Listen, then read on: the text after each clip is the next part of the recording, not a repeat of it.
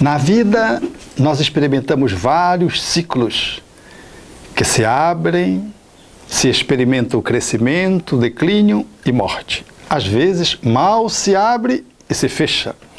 São ciclos que falam de movimentos que a vida nos convida a experimentar, caracterizando essa flutuação na existência no qual eu preciso exercer o desapego, o amor que solta, lidar com frustrações e poder viver a experiência do fenômeno da espiritualização.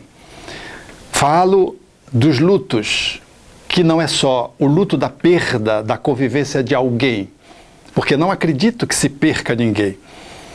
A perda é da convivência corpórea. Mas para além do luto das pessoas, nós temos os lutos variados.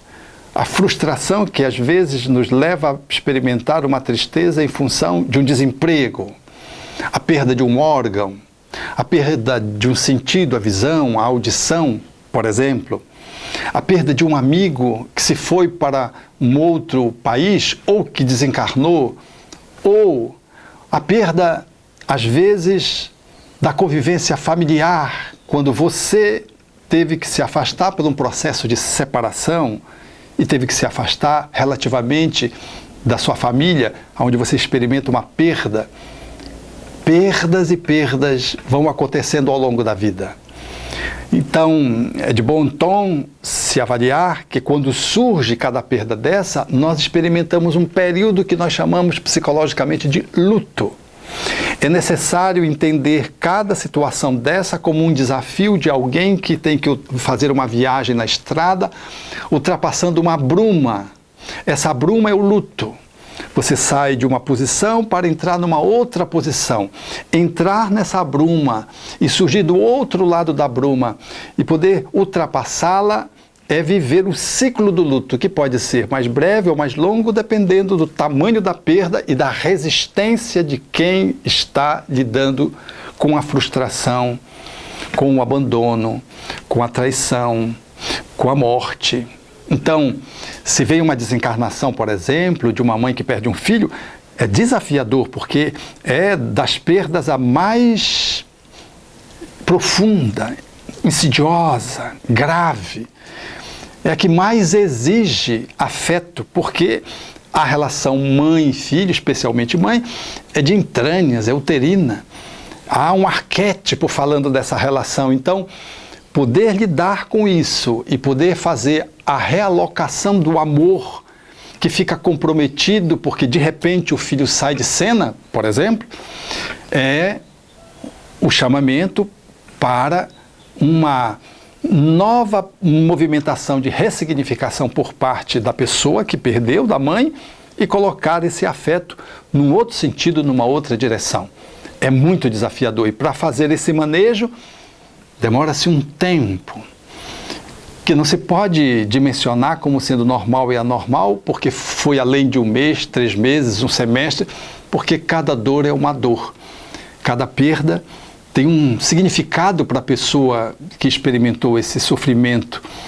Então, a tristeza, ela comparece, ela é normal que a pessoa fique triste. Se ela não ficar triste, é sinal que tem algum problema. Ou ela está indiferente, ou ela não sentiu aquela perda porque ela está desconectada para não sofrer e fez um movimento de negação daquela perda. Alguma coisa suscita quando você perde um esposo, uma mãe, um filho, um parente da constelação familiar com o qual você está vinculado e você não sente nada. Às vezes a pessoa já sentiu antes, porque percebe que o parente vai desencarnar e ela já começa a fazer o luto antes, já começa a experimentar aquela perda. E quando o ente querido desencarna, às vezes numa doença longa, a pessoa já fez o luto e ela não sofre tanto.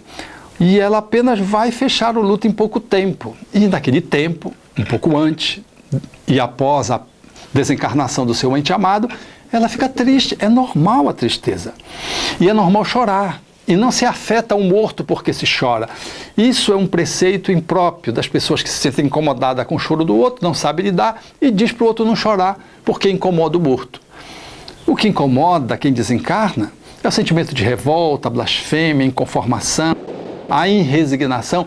Isso é que afeta o outro que está lá. Esses telefonemas assim, que às vezes acontecem, que não são desejáveis.